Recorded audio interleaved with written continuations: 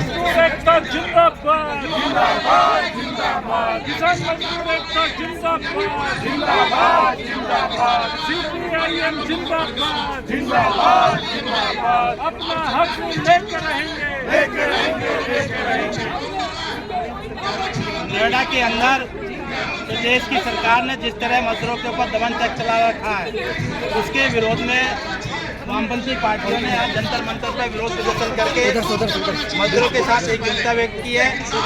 गिरफ्तार जितने भी मजदूर हैं उनको रिहा करने की मांग किया है, श्रम कानूनों को लागू कराने की मांग किया है, मजदूरों को न्यूनतम वेतन 26,000 रुपये घोषित करने की मांग किया है।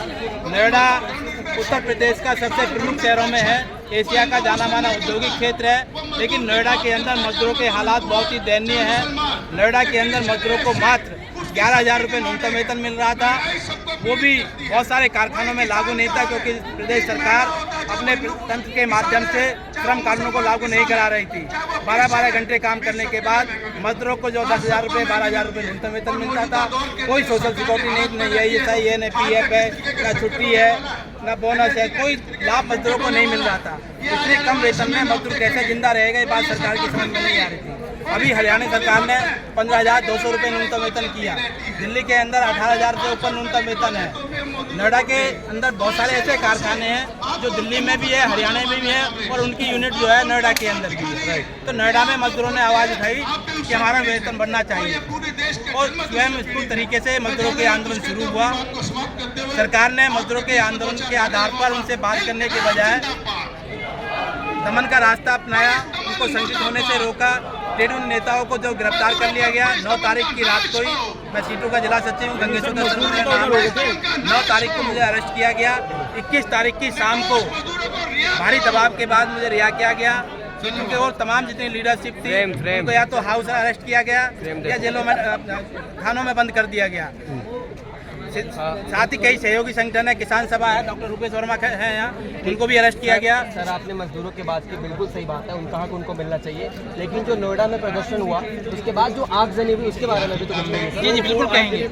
मजदूर अपने हक के लिए आंदोलन कर रहा था, मजदूरों ने कोई हिंसा नहीं की, कोई आगजनी नहीं की, कोई तोड़फोड़ नहीं की। मजदूर कभी भी छोटा मोटा बात हो सकती है, कोई ईट पत्थर चलाते अलग बात हो सकती है, लेकिन आगजनी जैसी जो गंभीर घटनाओं को मजदूर कभी भी अंजाम नहीं देगा। इसकी सरकार जांच करे, कौन लोग थे ये, कई मालिकों के लोग तो नहीं थे, सरकार के लोग तो नहीं थे, क्योंकि मजदूर आंदोलन को रोकने के लिए ये साजिश रची गई हो, मजदूरों को बदनाम करने की साजिश। देखिए सर, जो मजदूर अपना हक मांगने के लिए आए वो कभी प्रदर्शन नहीं कर सकते, ये बात सच है। लेकिन जो वहाँ पर नोएडा में जो हुआ, जो जिस तरीके का आतंक फैलाया गया, आप इस बात को समझिए कि काफी लोग वहाँ पर डर गए थे, डर का माहौल था, तो बदनाम मजदूर हुए ना सर। हाँ बिल्कुल हुए, सरकार भी बदनाम कर रही है। सरकार क्या कह रही है इस आंदोलन के पीछे? कभी वो कहते हैं कि जो है विपक्ष की साजिश है, कभी कहते हैं पाकिस्तानी कनेक्शन है, कभी कहते हैं इसमें अर्बन नक्सल है, लेकिन सरकार ये नहीं बताने को तैयार है कि उत्तर प्रदेश की सरकार ने 12 साल से मजदूरों का वेतन क्यों नहीं बढ़ाया।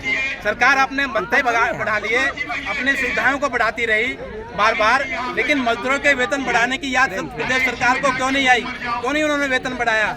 श्रम कानूनों का पालन क्यों नहीं कराया? उन्होंने बार बार मांग की, न्यूनतम वेतन बढ़ाने की मांग की, हमने दर्जनों ज्ञापन दिए, हड़ताल की। 12 फरवरी को हड़ताल हुई, नोएडा का मजदूर हड़ताल पे था, लेकिन सरकार सुनने को तैयार नहीं थी।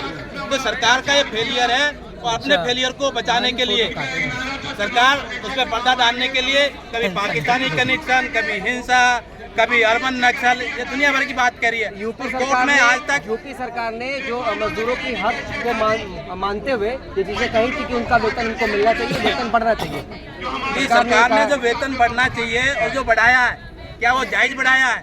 दिल्ली के अंदर 8,500 रुपये न्यूनतम वेतन है, हरियाणा के अंदर 15,200 है, तो यूपी की सरकार 13,690 रुपये किस आधार पर घोषित कर रही है? दिल्ली से हरियाणा से महंगा नोएडा शहर है, नोएडा के मजदूरों को इतना कम वेतन अब भी क्यों किया उन्होंने? क्या सरकार की समझ में नहीं आ रहा? 26,000 नहीं मिलती तो आगे क्या बड़ा आंदोलन करेंगे? हमारी मांग है कि 26,000 न्यूनतम वेतन तय करने के लिए, मजदूरों के मुद्दों को सुलझाने के लिए सरकार कमेटी बनाए, उनके साथ बातचीत करें, मजदूरों के साथ संवाद करें, और जब तक कोई फैसला नहीं होता तब तक जो अंतरिम बढ़ोतरी उन्होंने 13,000 कुछ रुपए की है, इसको बढ़ा करके दिल्ली के बराबर कम से कम किया जाए, ये हमारी तत्काल मांग है। सर आपके हिसाब से थोड़ी ना वेतन तय किया जाएगा कि आप जितना चाहेंगे उतना हम नहीं वेतन चाह रहे।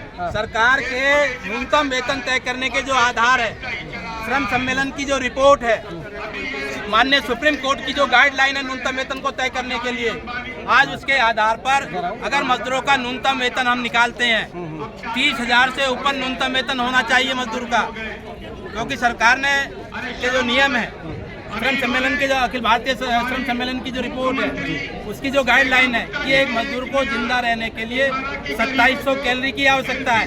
तो 2700 कैलोरी को हासिल करने के लिए कितना दूध चाहिए?